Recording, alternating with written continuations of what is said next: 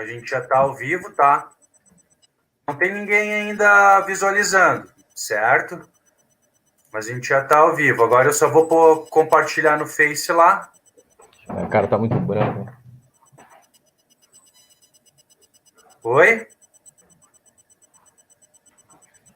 Vamos ver se melhorou a minha iluminação aqui, tava muito escuro. Não, tá muito claro. Tá. Só pegar aqui no Face. Vou compartilhar rapidinho. E aí a gente já começa.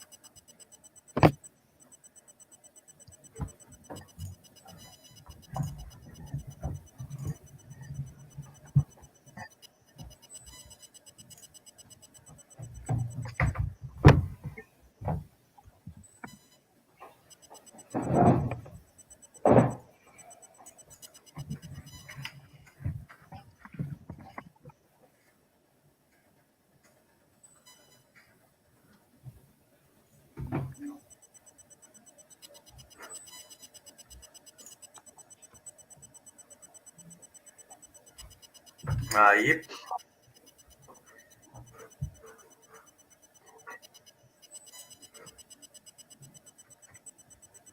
Ok. Vamos começar, pessoal? Bora. Estamos contigo. Então tá. Vamos lá. Boa noite, espectadores. É com imenso prazer que trazemos hoje o nosso primeiro programa, Transmissão de Conhecimento, onde o nosso objetivo é trazer temas importantes e também aumentar o leque de conhecimento de todos, com boa informação e bons debates também. Hoje trouxemos aqui um tema que é o que está na boca de todos, que é com relação à volta às aulas, né? Muitos são contra, muitos são a favor. Então, trouxemos hoje dois amigos para debater a respeito do assunto. O nosso primeiro amigo é o Flávio Bica, ok? E o nosso segundo amigo, João Lopes, ok?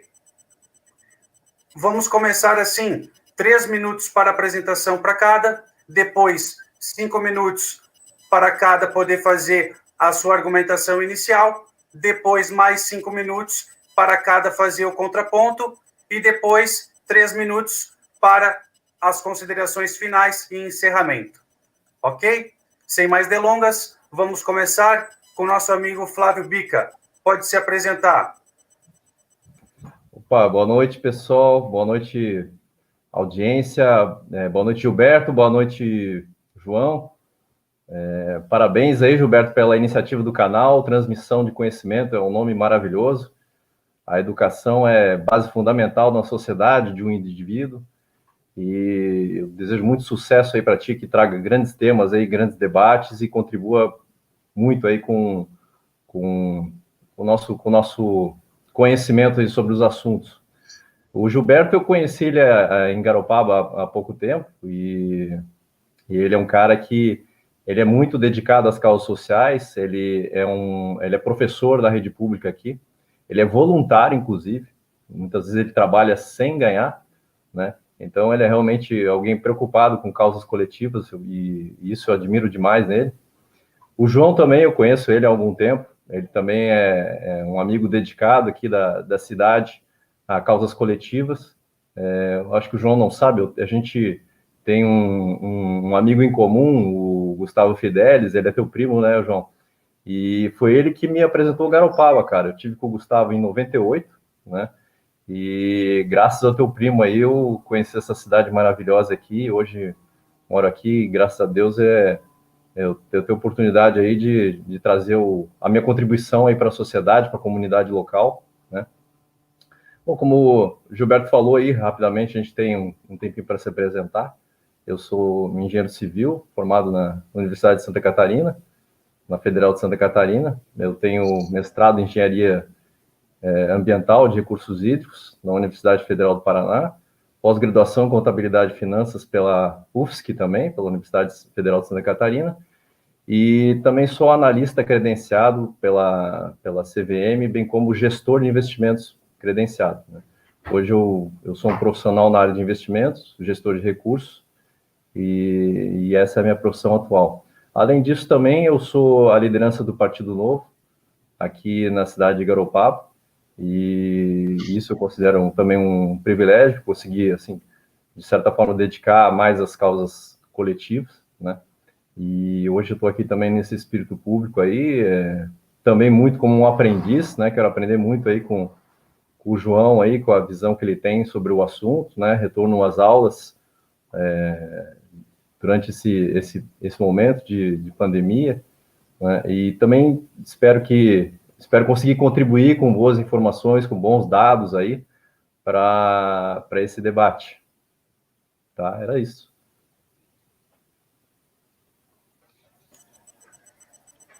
Certo. Muito obrigado pela sua apresentação. E agora a gente traz aqui o nosso amigo João Lopes, que vai fazer a sua apresentação. 3 minutos lá, então, João. Beleza.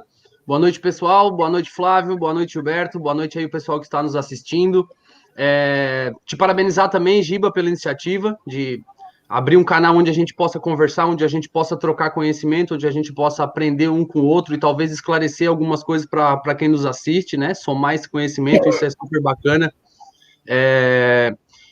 Meu nome é João Julião, eu sou aqui natural de Garopaba, eu tenho 32 anos, eu sou acadêmico de Direito pela Unisul, tenho uma pequena empresa aqui no município que é um hotelzinho para cães, e sou um apaixonado por política, por debater políticas públicas, por tudo que envolva aí soluções para a gente melhorar a cidade e melhorar a vida das pessoas. E bacana, Flávio, que me conhece através do meu primo, o Gustavo, né? E eu também admiro muito o trabalho que tu vens fazendo. Com certeza, essa pluralidade de ideias, quanto mais no município, quem ganha é o debate público, é a democracia. Então, isso é muito bacana. Eu espero poder estar à altura dos participantes e à altura do assunto, mas tenho certeza que a gente vai trocar uma ideia bacana aqui, com bastante respeito, e vamos agregar bastante valor para o assunto.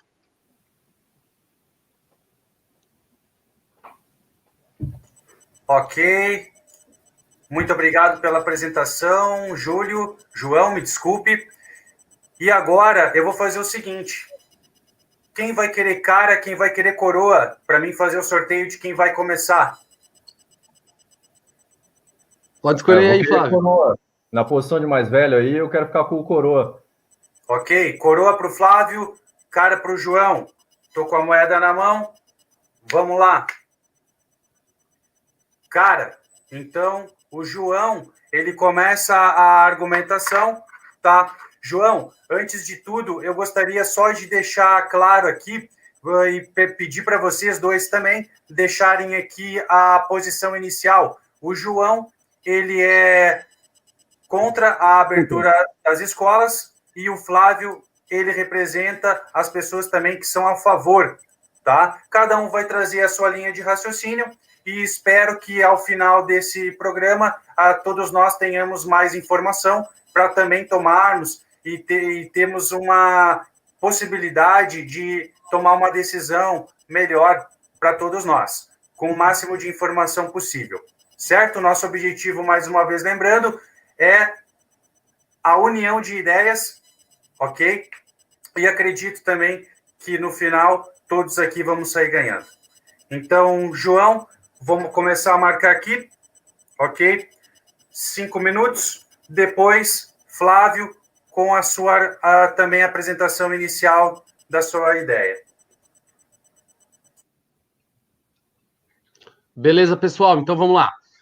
Eu preparei alguns apontamentos por que eu acho que nesse momento a volta às aulas é desnecessário e seria um risco desnecessário nesse momento atual, né? Algumas matérias que eu estudei sobre o assunto, os especialistas que indicam a volta às aulas, eles deixam claro que essa volta tem que acompanhar medidas como, por exemplo, testes, monitoramento, que é o rastreamento de contatos, e infelizmente essas medidas hoje, a nível municipal, estadual, a nível Brasil, elas são pouco eficazes, elas pouco aconteceram, né? Então existe um descontentamento da população com a questão da testagem em massa, né, da fiscalização. Então, nesse momento, a volta às aulas estaria acontecendo sem uma estrutura necessária para dar uma segurança tanto para os alunos quanto para o corpo técnico, para os professores, para os diretores das escolas. Então, eu vejo que a volta às aulas presencial, no modelo que nós conhecíamos ela, nesse momento, é um risco completamente desnecessário, né? Além disso, anotei aqui também que falta pouco tempo para terminar o ano letivo, então, né, se formos pensar que já está acabando, quase começando setembro, então seriam poucos meses até o final do ano, o aproveitamento que nós teríamos nesse final de ano, nesse pouco tempo de aula, talvez não valha o risco que nós estaríamos colocando não só as crianças, mas num contexto social, né, as crianças ali como disseminadoras, ainda que assintomáticas.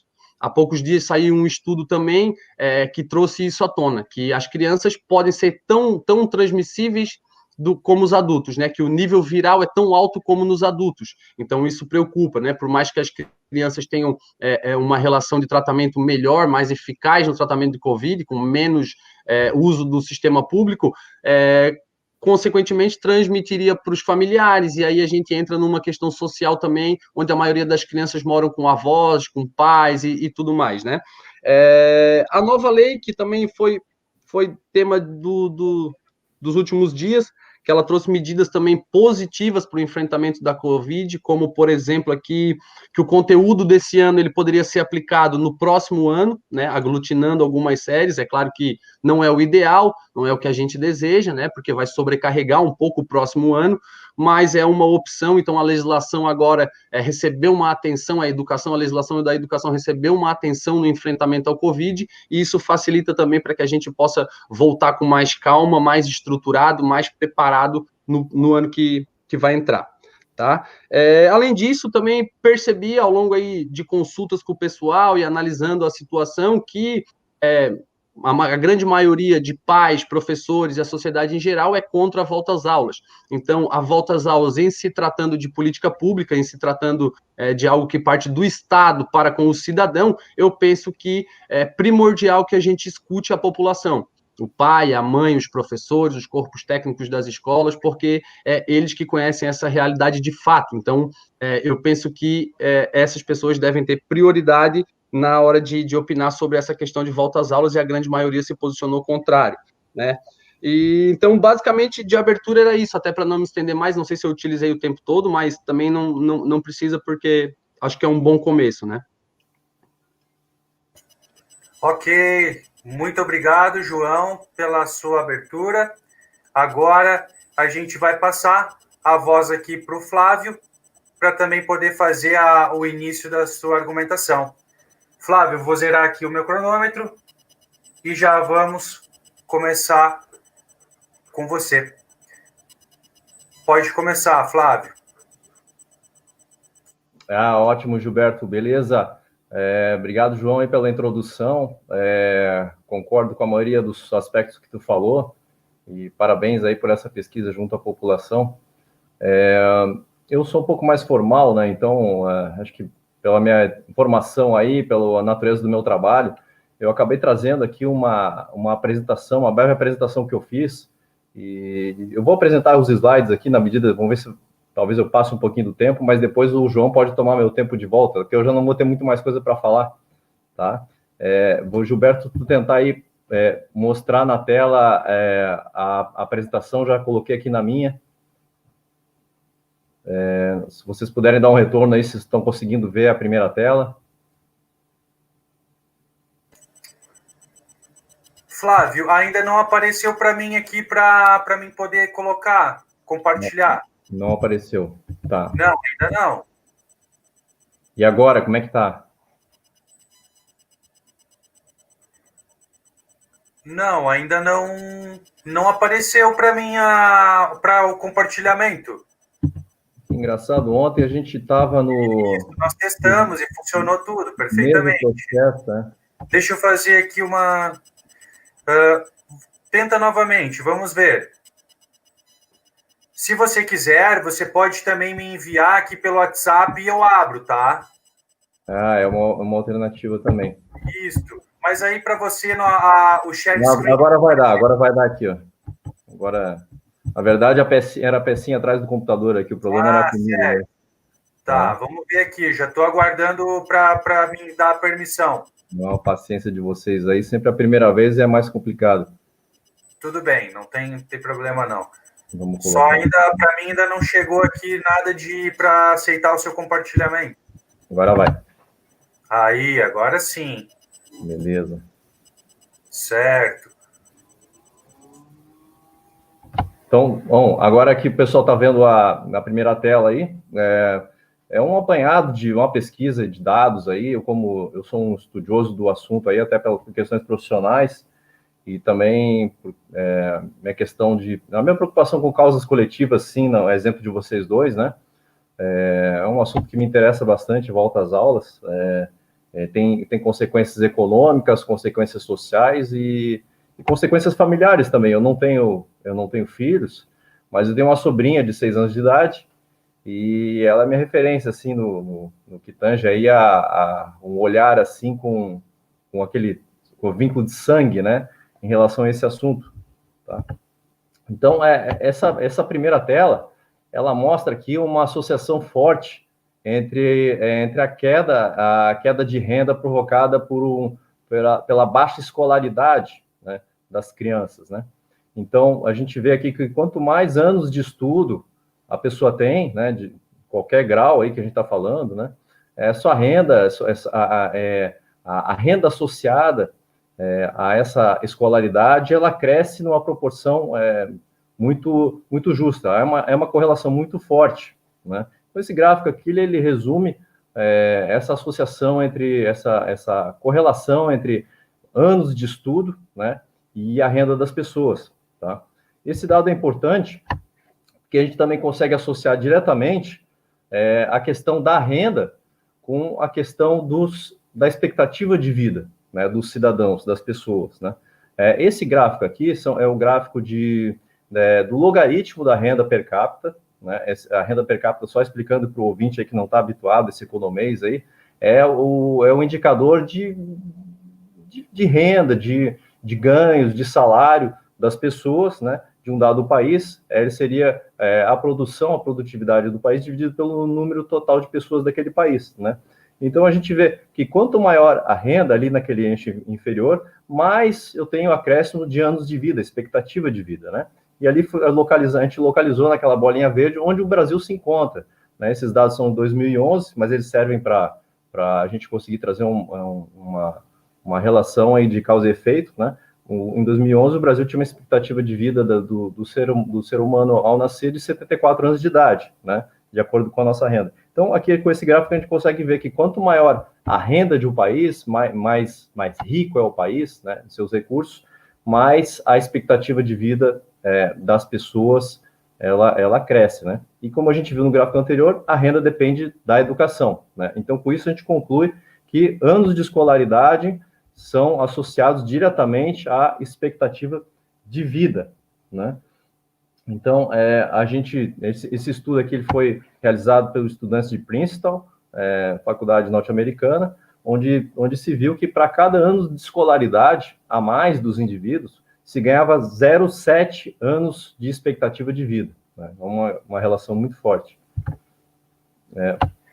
Aí essa questão da volta às aulas começou a se tornar um assunto mais curioso aqui para mim, quando eu bati o olho aí no dia a dia, lendo os jornais, aí os dados que saíam, né? Esse aqui é um gráfico que mostra o perfil dos óbitos por Covid em Santa Catarina, de acordo com a faixa etária, né? E esse gráfico em especial eu coloquei aqui porque ele foi que me chamou a atenção para ir mais a fundo desse assunto, né?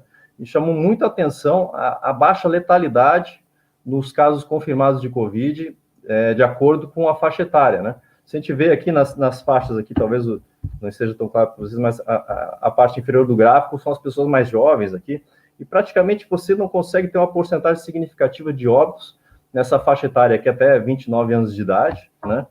Em relação aos casos confirmados, né? Então, fica muito claro aqui que essa pandemia, essa doença, ela é uma doença, ela é grave ou não grave dependendo da sua faixa etária, certo? Esse gráfico aqui, ele praticamente não deixa dúvida quanto a essa questão. E só lembrando, né, a mortalidade infantil para as crianças, né, ela é praticamente, segundo os estudos realizados aí por profissionais da área, até vou fazer aqui um vou colocar o devido mérito aqui, a devida citação aos autores desse estudo, né? 30 segundos. Esse estudo aqui foi realizado por a equipe do Dr. Fábio Jung, formado na Universidade Federal do Rio Grande do Sul, né? E ele é formado nos Estados Unidos, em Wharton, em gestão de saúde, um dos responsáveis pelo plano de abertura no Rio Grande do Sul, né?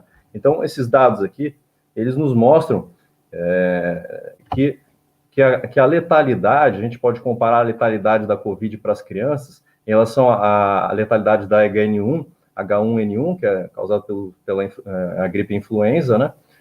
A letalidade das crianças é menor na Covid do que pelo H1N1, certo? Eu vou agora... O Gilberto, fica à vontade se você quiser voltar o debate para o João agora, e eu continuo a apresentação depois, ou eu posso tocar aqui direto e depois o João... Na verdade, vamos fazer assim, a gente vai dar uma pausa, aí eu quero fazer algumas observações antes de vocês começarem a segunda parte, pode ser? Mas aí nada impede também de vocês, na segunda parte, concluírem as linhas de raciocínio de vocês, ok? Tá ok, então, aí, eu acho então que... tá, eu vou fazer o seguinte, eu vou fazer aqui, ó, vou deixar o seu slide aqui, ó, eu vou remover ele por hora, tá? Isto.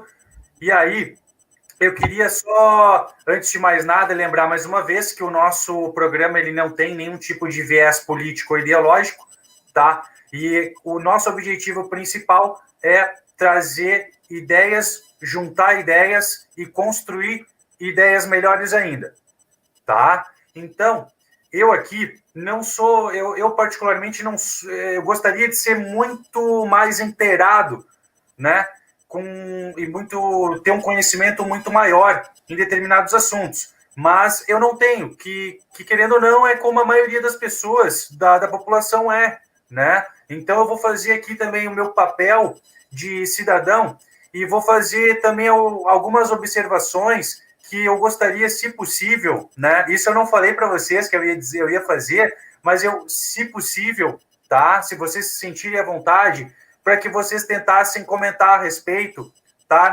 Nas argumentações de vocês, que é a seguinte: eu a princípio observo que as pessoas que são a favor da abertura, né?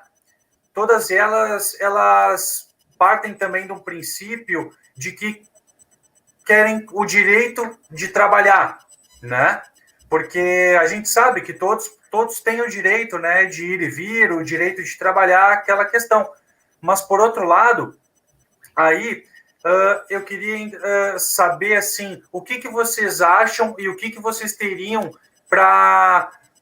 de propostas também, né, para a questão das escolas que não podem abrir, ou seja, temos aí na parte de evasão, uma evasão escolar muito alta, né? Diversos alunos simplesmente não assistem às aulas online, a gente sabe disso, né? Diversos pais também não pagam as escolas, então nós temos uma situação crítica nas escolas particulares, principalmente, tá? Gostaria, se possível, aí que vocês comentassem algo a respeito.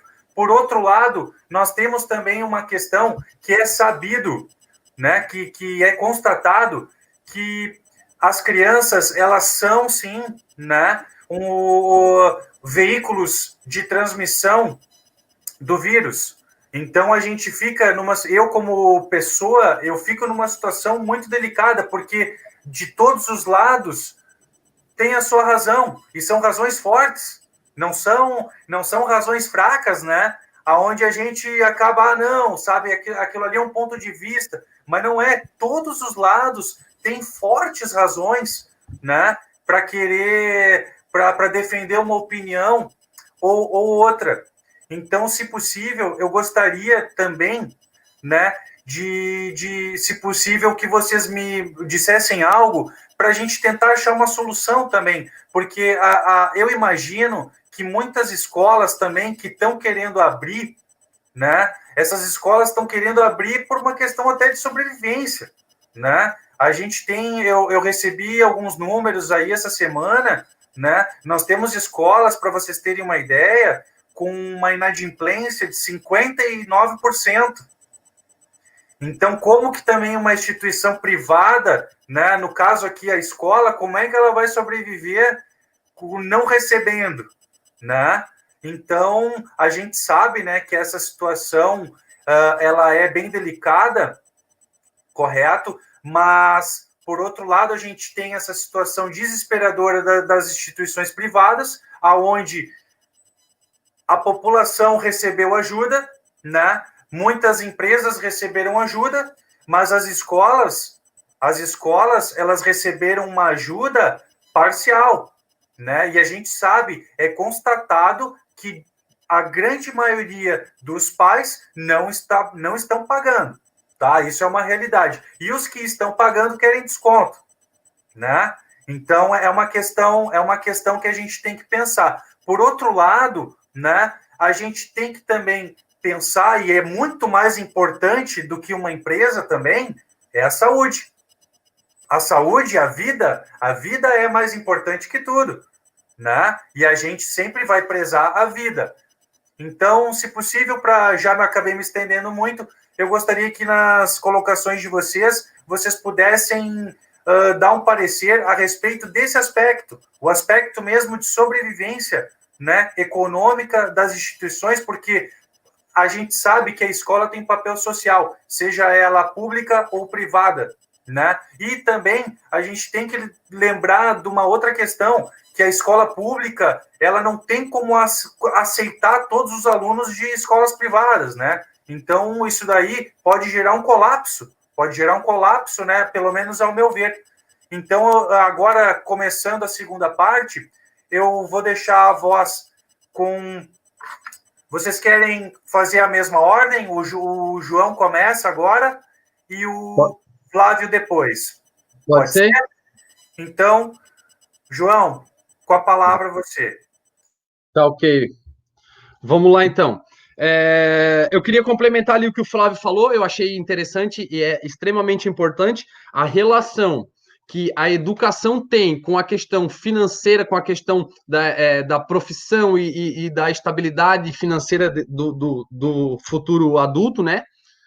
E o efeito cascata que isso causa, porque não é só a criança que fica em casa, às vezes também o reflexo que isso causa é uma mãe que não está podendo ir trabalhar porque tem a criança em casa, então altera toda a rotina familiar e isso impacta também em outras questões de relevância, que é a economia familiar, que nesse momento é extremamente importante, né? Como a gente bem está acompanhando aí, questão de benefício emergencial, questão de social mesmo, né?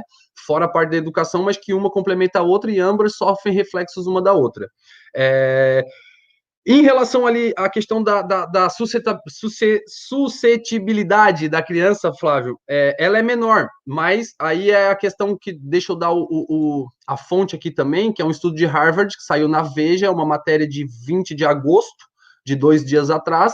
Então, é bem recente, né? Isso, estavam esperando uma posição mais concreta, uma posição mais clara sobre isso, e infelizmente o que saiu agora nesse último estudo é que, apesar da suscetibilidade menor, a carga de transmissão das crianças é tão alta quanto nos adultos. Então, isso é perigoso. Achava-se que essa carga de transmissão nas crianças era menor, e infelizmente se demonstrou o contrário agora, tá?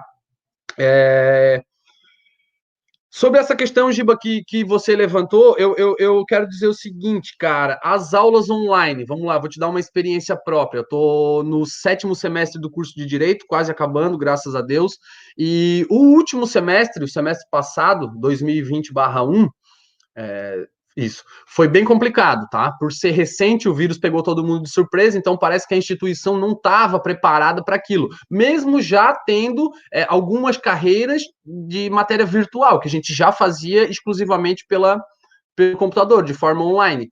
Mas, quando veio o coronavírus, a instituição teve que aumentar esse atendimento online, essas aulas online, e ficou bem bagunçado. Questão de plataforma, de aula, de horário, de tudo ficou bem bagunçado. Em contrapartida, agora nesse próximo semestre, no 2020/2, que começou semana passada, tá legal, tá funcionando bem, tá bem redondinho, grupo de WhatsApp, vídeo aula pela plataforma, mas como tu falou também, é uma instituição privada, que os alunos pagam mensalidade, então, naturalmente, tem mais estrutura para fornecer isso. São menos alunos, os alunos já têm uma condição melhor também de acessar a internet, computador e tudo mais. Se a gente levar isso para a nossa realidade da educação básica, né, da maioria dos brasileiros, a gente sabe que essa realidade não existe, que muitos não têm acesso à internet e tudo mais. Em Floripa teve um projeto bem bacana que o pessoal arrecadou computadores, tablets, celulares velhos para ajudar esse pessoal que tem pouco acesso, que tem menos acesso, a poder aproveitar melhor esse ano de pandemia na questão dos estudos.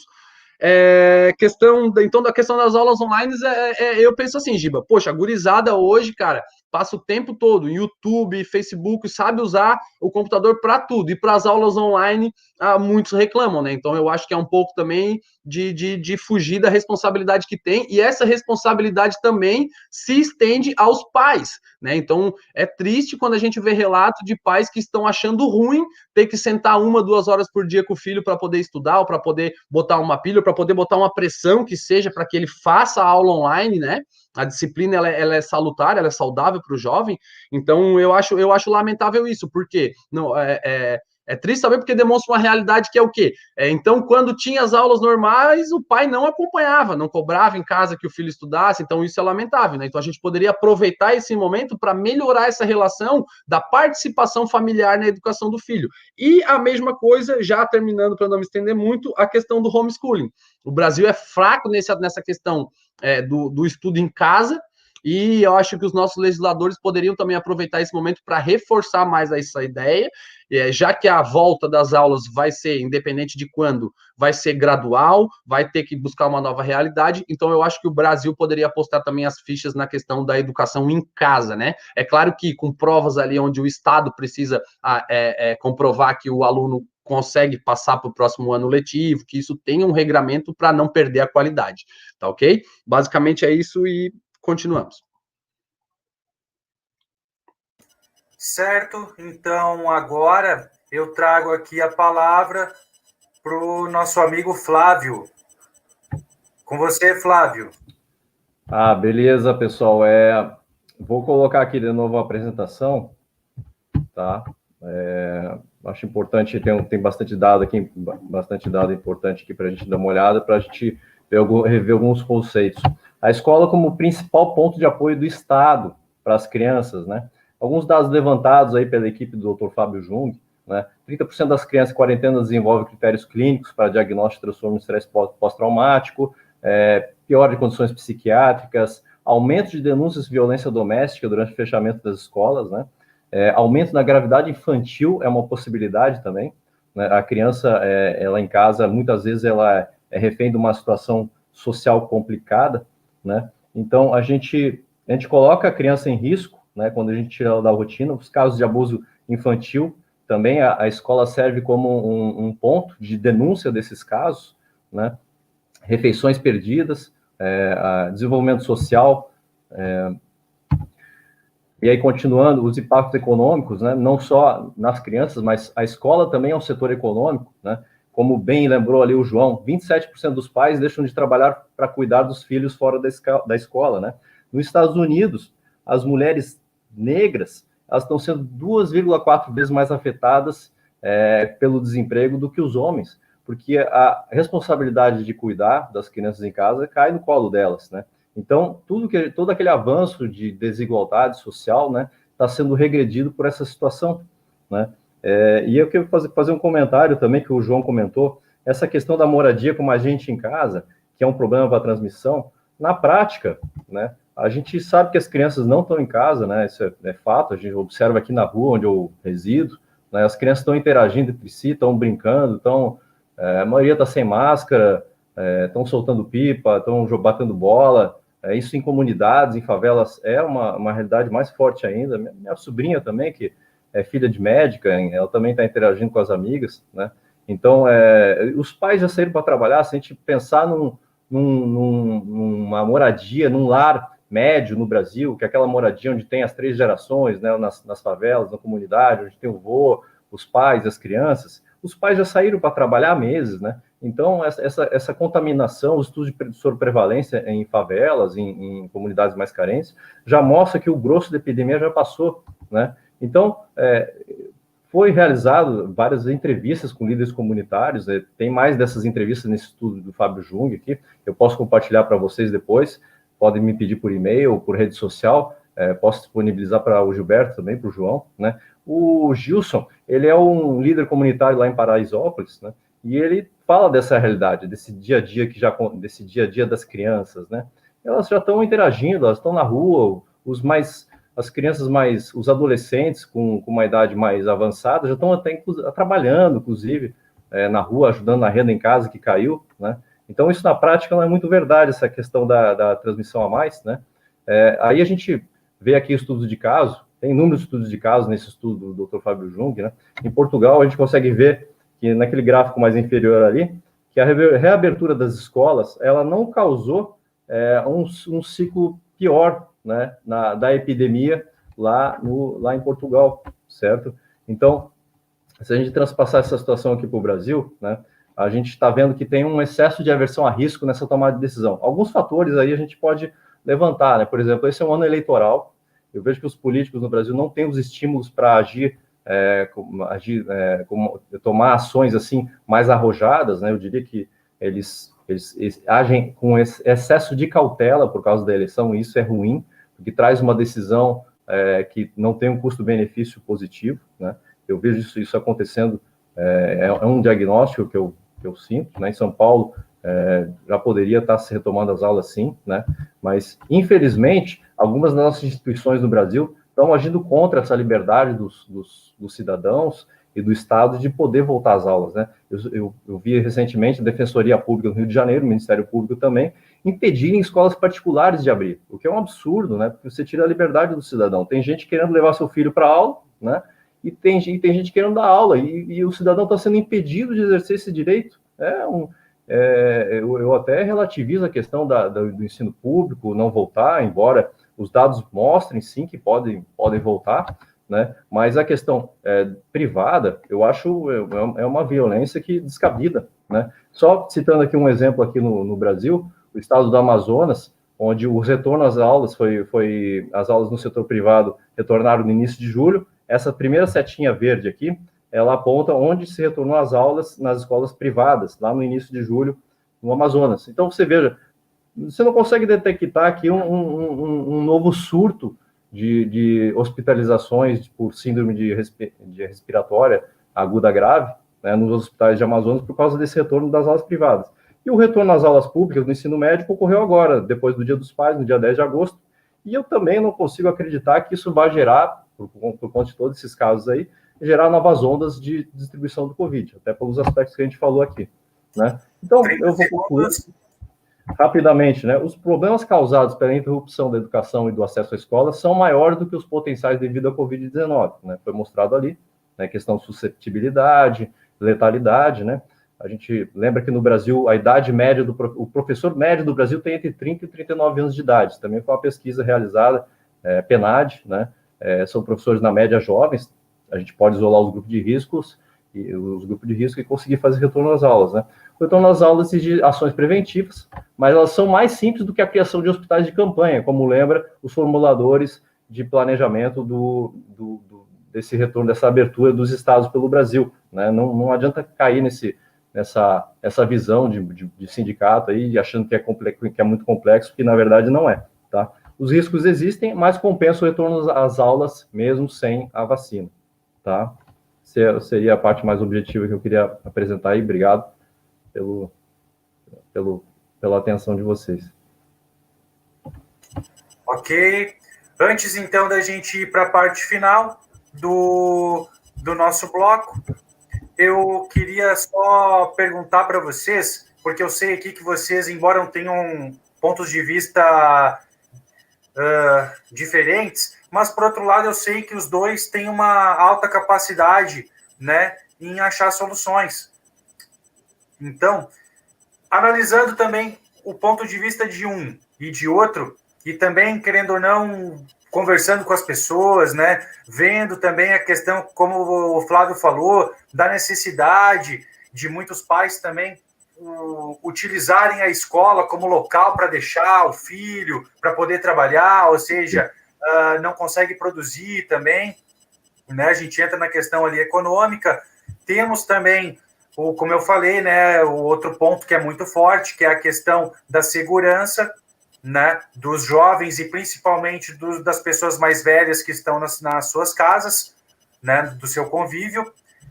E o que eu queria propor para vocês era, de repente, tá, o que vocês acham da gente, se for possível, tentar juntar as duas ideias numa só. Olha só, me ocorreu agora, tá, faz um tempo assim, que isso daí eu venho pensando também numa solução, porque, como eu falei antes, para mim parece que é uma situação bem complicada, tanto na parte socioemocional e também na parte econômica, né, de todo mundo. Então, é uma situação fora da regra, né, uma situação calamitosa, certo? Mas, como a gente já falou antes, a vida, né, se a gente tem vida, a gente pode até mesmo errar depois. Agora, se a gente não tem vida, nem errar a gente vai conseguir, né? Então, o que me ocorreu? Será que não seria possível a gente tentar unir as duas vontades e tentar fazer algo híbrido? Ou seja, apenas uma sugestão assim, superficial, e até mesmo convido vocês a, se vocês quiserem, falar a respeito e também, se quiserem estudar a respeito para uma outra oportunidade. E se nós tentássemos voltar, mas não voltando para dentro da sala de aula? E se nós continuássemos com as aulas online, que já vem ocorrendo e são o futuro? A gente sabe que as aulas online, né, elas são a educação do futuro, claro, um futuro que ele acabou sendo obrigatoriamente antecipado, prematuramente, aonde pegou muitas pessoas de surpresa, né? E a gente sabe que temos crianças que não estão conseguindo fazer a aula porque não têm acesso, por questão financeira ou qualquer outra questão, a tecnologia necessária para poder ter esse ensino de qualidade, né? Mas o que eu pensei? Por outro lado, a gente sabe que as crianças precisam interagir, né? Elas precisam interagir entre elas. E temos, sim, muitas crianças que estão na rua, que estão brincando, que estão como se não tivesse nada acontecendo. Mas, por outro lado, nós temos, sim, crianças que estão em isolamento. Não são todas as crianças que a gente tem, né, que estão também na rua. Eu conheço algumas crianças que estão no isolamento, né? Então, como a gente tem que pensar sempre para um todo, né? A minha proposta seria tentar unir as nossas cabeças na seguinte opção: e se nós abríssemos a escola, tá? Só para que os alunos eles vão na escola uma vez por semana, para começar, vamos dizer assim, só para ficar na área externa, ou seja, com condição climática adequada, tá? Para que eles possam não perder o vínculo com a escola.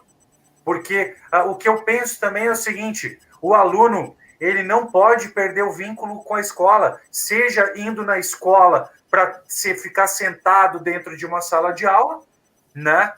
Ou para ficar na rua. Eu, particularmente, eu não tenho filho, mas se eu tivesse filho, eu iria gostar muito mais da ideia do meu filho ir para a escola para ficar na rua, ou tendo uma aula adaptada, ou para fazer alguma atividade, qualquer coisa, para que ele possa ter o contato com os amigos e colegas, né? Porque a gente sabe que os casos também de depressão, ansiedade, eles vêm aumentando com a pandemia, né? Entre os jovens. Embora não pareça, né? Tem muito jovem que está na rua, mas tem muito jovem aí também que está começando a ter alguns problemas, né? Que já estão começando a ser conhecidos.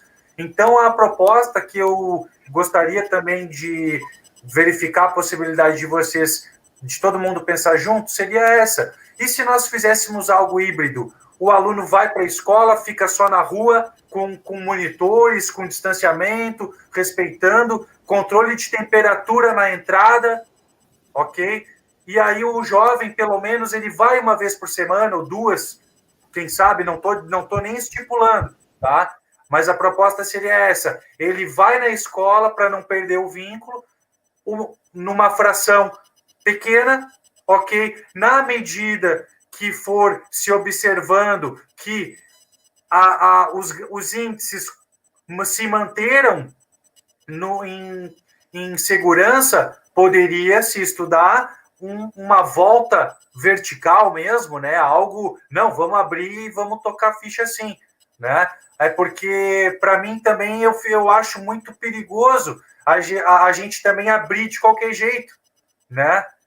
Porque abrir de qualquer jeito é complicado, entende? As escolas também, a grande maioria, tem essa dificuldade, né, de proporcionar a condição mínima necessária para a segurança dentro da estrutura física, né? Outra questão também que eu vejo muitas pessoas comentar a respeito desse tema, mas eu não escuto elas falarem a respeito, que é com relação ao tempo de uso de máscara, né?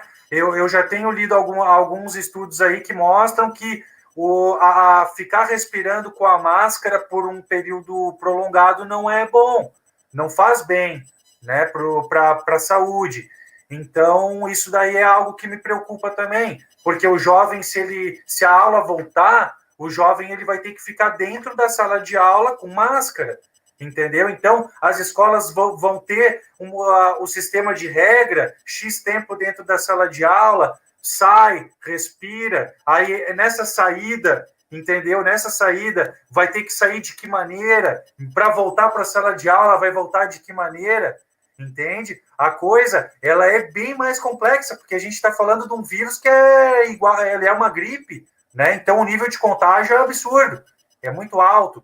Mas, por outro lado, eu vejo e eu sinto também que tem uma necessidade para a população dar volta às aulas, né? Só que a única coisa que eu penso é que a grande maioria não está preparada também para essa volta, né? Como o João falou, a grande maioria não tem condições, né, de fazer uma volta segura, certo? Então, o que eu gostaria de pedir para vocês, que eu respeito muito e eu acredito muito na capacidade de cada um, era se não seria possível a gente tentar achar uma solução híbrida, aonde a gente consiga levar o jovem um pouco, pelo menos uma fração do que seria o ideal, mas fazer com que ele não perca o elo com a escola, porque a escola ela tem um papel fundamental, né, no desenvolvimento social do jovem e também intelectual, né, e acadêmico muito, mas eu acredito muito mais no papel social e intelectual da formação do jovem, certo? Aí eu peço para vocês, tá, que eu vou abrir um pouquinho, vou deixar aqui 3 minutos para que vocês possam falar, todos com o microfone aberto, para falar, a gente conversar um pouquinho, tá? Vou botar 3 minutinhos antes das considerações finais e despedida, beleza, pessoal? Pode ser? Ok. Então tá aberto aí para vocês o bate-papo cruzado aí, com todos os microfones abertos. Posso começar, Bica? Tá esperando. Em relação ali, esse relaxamento que a gente começou a ver agora, que eu acho que o Bica tem razão também, a gurizada já tá andando de bike, já tá saindo para empinar a pipa, tá todo mundo meio agoniado já de ficar em casa também o tempo todo, né? Mas eu acho que essa questão é até saudável no sentido de que a gurizada vai sair, vai pegar uma vitamina C, vai dar uma respirada de ar puro, e por se tratar de um ambiente mais controlado, um grupo de 5, né, 3, um grupo familiar, questão ali de brincar no bairro, e um ambiente escolar eu já penso que é muito mais difícil esse controle, por se tratar de centenas de alunos, então isso ficaria mais difícil. Séries iniciais, o uso de máscara, criar essa consciência dessa nova realidade que a gente precisa, e aí, como o Giba falou, algo híbrido, né? Algo que possa contemplar a volta às aulas sem o descuido com a questão da pandemia, eu acho que isso vai acontecer naturalmente, porque essa é a nova realidade que a gente está vivendo, né? Independente de quando vá voltar às aulas, o como isso vai ser feito é fundamental e é o ponto crucial de toda essa questão, né? Então, essa volta às aulas acompanha essa consciência social do distanciamento social, do uso de máscara, de higienização, acompanha as políticas públicas de testagem em massa, de medição de temperatura, de, como é a palavra que eu anotei para não esquecer, rastreamento de contatos, que isso é muito importante, onde deu certo o mundo afora, esse rastreamento de contatos foi executado com maestria, e aqui no Brasil a gente não tem isso. Em se tratando de município, a gente vê que até mesmo o acompanhamento por telefone de quem está com Covid, ele é feito de uma forma bem defasada, ele é feito de uma forma bem né, regular, digamos assim. Então eu penso isso, esse novo normal vai ter que acontecer. E em questão de alternativa, Giba, eu acho que é justo que a gente tenha esse ano alguma forma de os alunos que se dedicaram, que assistiram às videoaulas, que de alguma forma se continuaram interessados no ano escolar, eles não percam esse ano. Então, talvez seja justo fazer uma prova de proeficiência para que quem alcance um nível X possa passar para o outro ano sem ter nenhum reflexo nesse ano, né? Não perder o ano, porque também não é justo. O gurizão tá ali, né, no último ano, louco para fazer um vestibular, louco para sair da escola e ir para uma faculdade, e às vezes ele tá preparado para isso, não foi a pandemia que causou esse déficit, né? Ele está preparado, ou às vezes não estava antes da pandemia, então que possa ser dado uma chance para que essas pessoas não percam o ano mais do que já estão perdendo, tá? Eu acho que nesse momento nós não deveríamos voltar, mas deveríamos utilizar esses 4, 5 meses que faltam aí até o final do ano para a gente preparar essa volta para o ano que vem, porque já não vai ser normal, já vai ter que acontecer dessa forma que o Giba está dizendo, talvez com menos alunos, com um revezamento, um rodízio de alunos, enfim, isso vai ter que acontecer. Eu acho que isso, inclusive, pode ser uma pauta para uma próxima live, Giba, porque surgem tantas ideias e tantas questões que a gente pode cobrar que se coloquem em prática, que isso daria mais uma live, tenho certeza, bem bacana. E a questão do homeschooling, vou bater nessa tecla de novo, porque não é possível que dê certo em outros lugares e aqui não possa dar certo. A gente tem que parar com essa síndrome de vira-lata e acreditar que a gente pode buscar um patamar mais elevado em qualquer situação de políticas públicas. Educação, saúde, a gente tem sim que fazer o que está dando certo em outros lugares. E homeschooling é algo bacana que dá certo. Em outros lugares a gente pode tentar buscar isso para a nossa realidade. Para finalizar, matéria que saiu também de Israel, a volta às aulas, então eu tinha certeza que nós íamos ter muito mais pontos de convergência que divergência, né? E acho que isso aconteceu. Talvez a gente só discorde da volta nesse momento, mas a gente entende a importância que é necessário voltar, que é preciso buscar uma nova realidade para a educação. Isso a gente não tem discordância nenhuma nesse sentido. Mas só para finalizar, Israel, que abriu um pouquinho antes também, a matéria está aqui, deixa eu só chamar para vocês. Reabertura de escolas em Israel foi fator no regresso em força do coronavírus. O país tinha controlado a transmissão até reabrir demasiado depressa, com as escolas a ter um papel fundamental na disseminação do vírus. Exemplos de outros países mostram que não tem de ser assim. Em contrapartida, outros países reabriram e, como tem uma estrutura por volta que dá mais segurança, não tiveram esse problema. Então, eu volto a bater na tecla também que depende de onde isso vai acontecer. E aí, desculpa me estender um pouquinho mais, mas a autonomia que cada município precisa é fundamental. Talvez a realidade de Garopaba seja diferente de uma realidade do município do Rio Grande do Sul. Então, se lá eles têm o controle, estão com os leitos de UTI sobrando e tudo mais, talvez seja mais interessante fazer um teste, reabrir agora. E aqui, como a gente tem uma realidade de 80% dos leitos de Santa Catarina ocupados, talvez já não seja tão interessante. Nosso município, falando de uma situação mais micro, né? Porque se a gente não tem controle no micro, no macro fica mais difícil. Então, nosso município, depender de hospital regional em Floripa, depender de São Camilo, 3 garopabenses foram infectados com Covid, tiveram que ser mandados para Araranguá, para Tubarão. Então, talvez a nossa realidade seja diferente de Minas Gerais, onde o Romeu Zema deu um show, deu um banho, né? E hoje talvez tenha mais segurança para ir reabrindo as escolas. Então, desculpa me alongar, mas a questão de onde, como e quais as medidas que acompanham essa reabertura, eu acho que é fundamental, mas não tenho dúvida de que a gente precisa pensar na questão dessa nova realidade para a educação.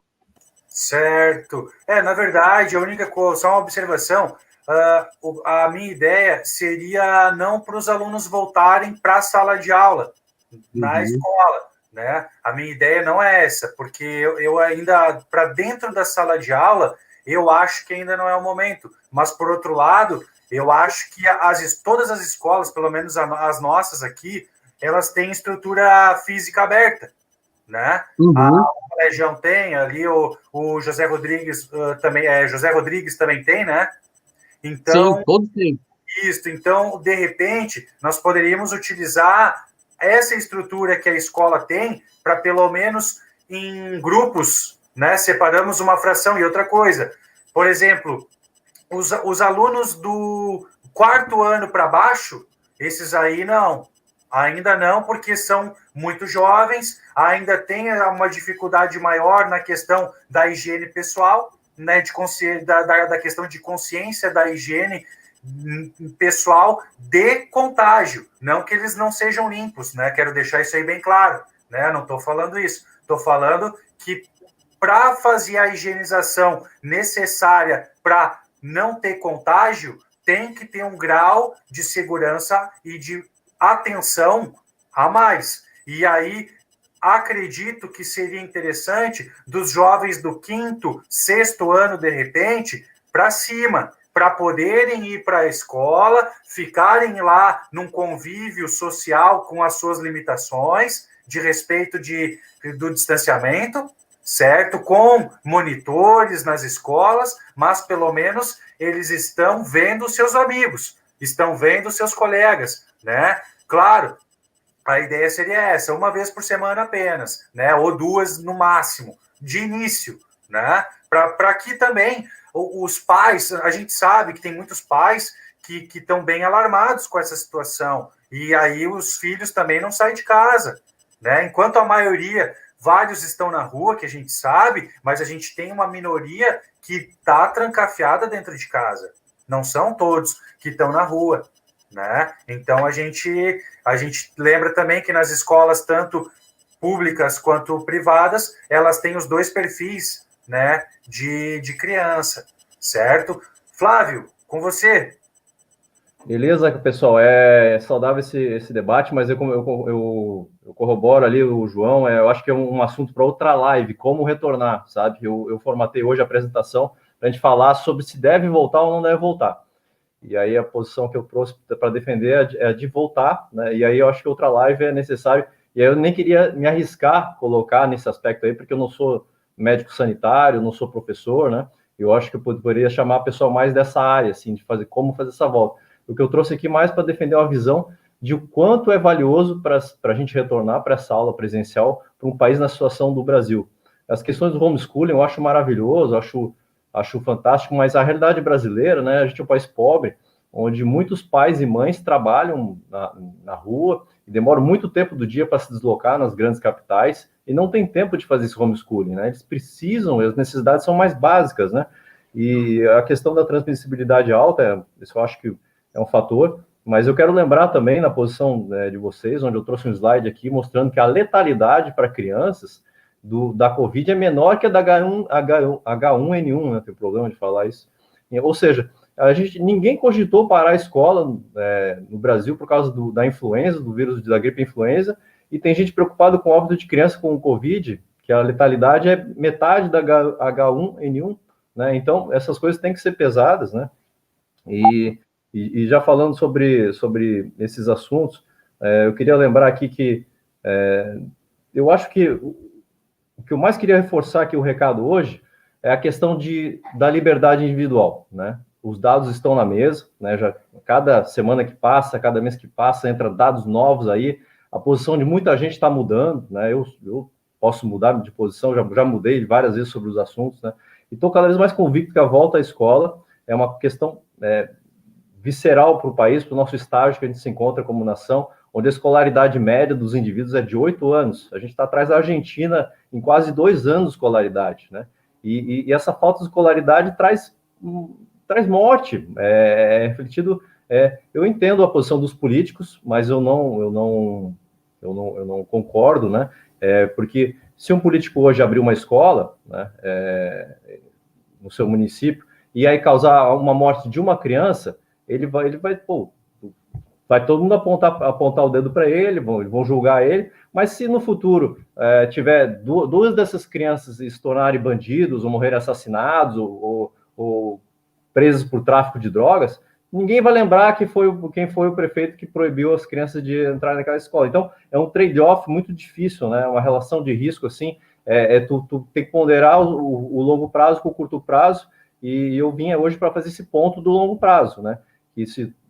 De novo, na minha opinião, os riscos existem, mas eles compensam o retorno praticamente imediato das aulas na maioria das regiões do país. Quanto a Santa Catarina, nossa questão local aqui, se a gente vê os dados epidemiológicos, eu acho que talvez possa se esperar um pouco mais, né? Porque já tem, se tu olhar hoje nos dados e saem no site do UOL, na Globo, dá para olhar, está muito claro isso, que já tem muitas regiões e cidades grandes no país onde já se atingiu uma imunidade coletiva prática, né? Então, isso tá saindo dados novos, a gente tem que estar flexível a essas mudanças de opinião, né? E aí, eu já, aproveitando até para fazer um encerramento aqui, antes que eu esqueça, tem coisas que eu anotei que precisa ser dita, né? A gente é o único país que abriu bares antes de escolas, né? Essa é a pesquisa do Dr. Fábio Jung, né? Vou disponibilizar para vocês depois, né? Isso reflete, assim, qual o recado que a gente quer deixar para nossas crianças, o recado para a sociedade, qual o valor real que a gente dá para a educação, né, com tudo isso. Então, essa mensagem é muito importante. Eu vejo isso no país, falta muito esse pragmatismo, assim, sabe, de tomar decisões difíceis, mas por trás, por outro lado, muito bem embasadas, com evidência científica, certo? O cidadão que não quer levar filho para aula hoje, João, eu vi muito essa tua pesquisa, é verdadeira. A maioria dos cidadãos, eu diria até que a grande maioria não quer levar o filho para a escola, né? Isso é verdade, é muito verdade, né?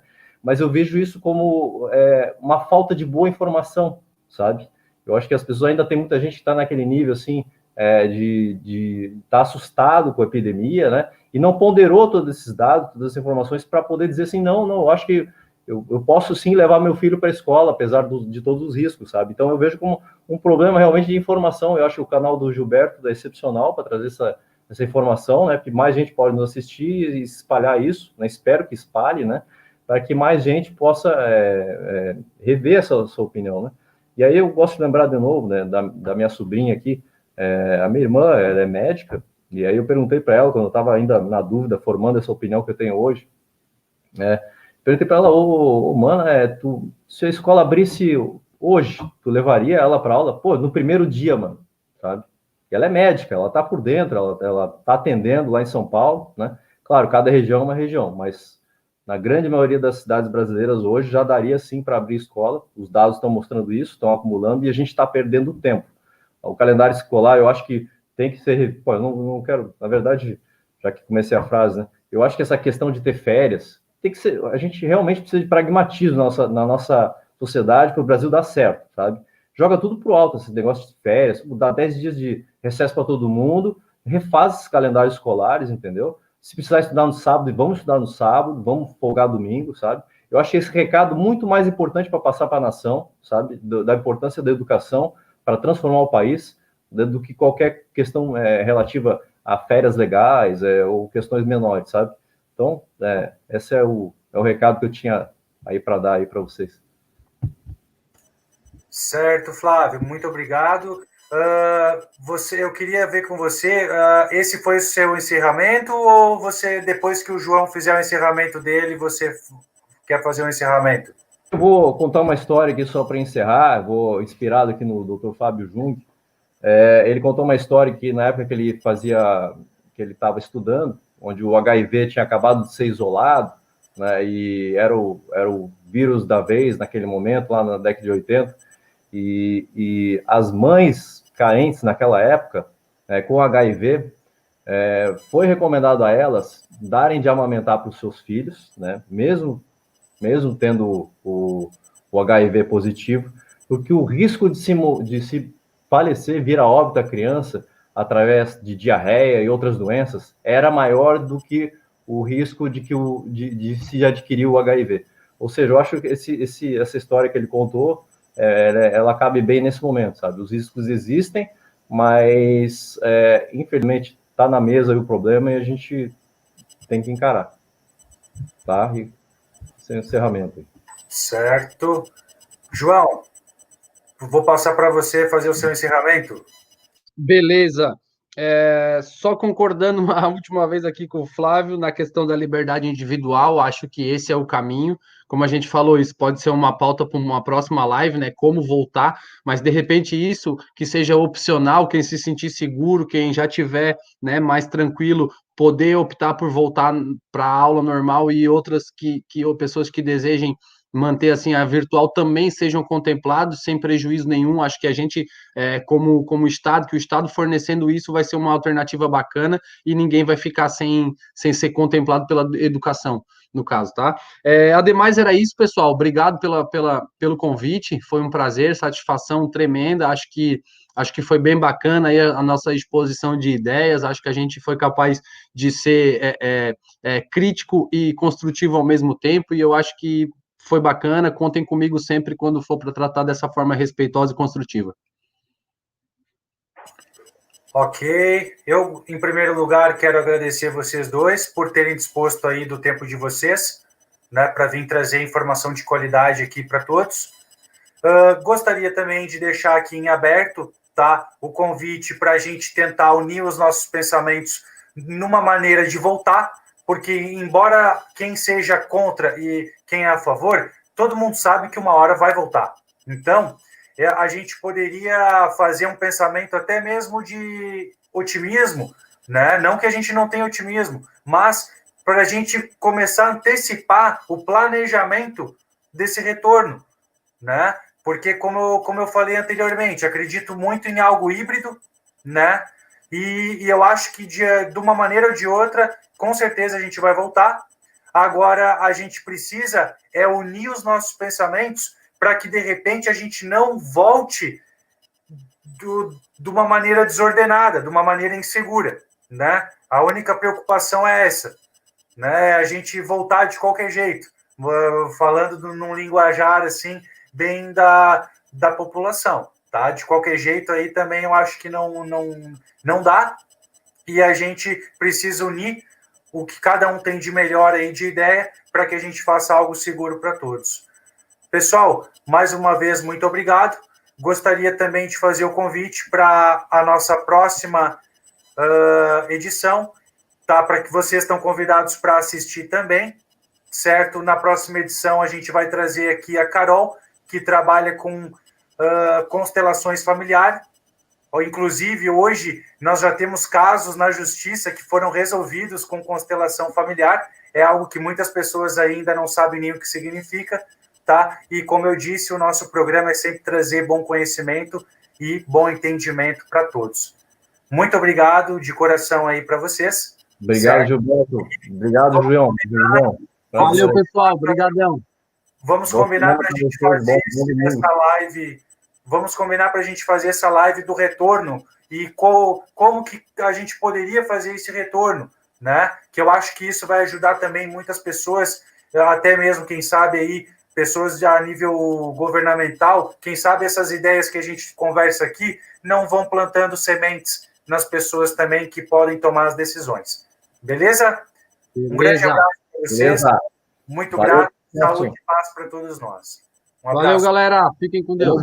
Tamo junto, João. Tamo junto, Gilberto. Valeu.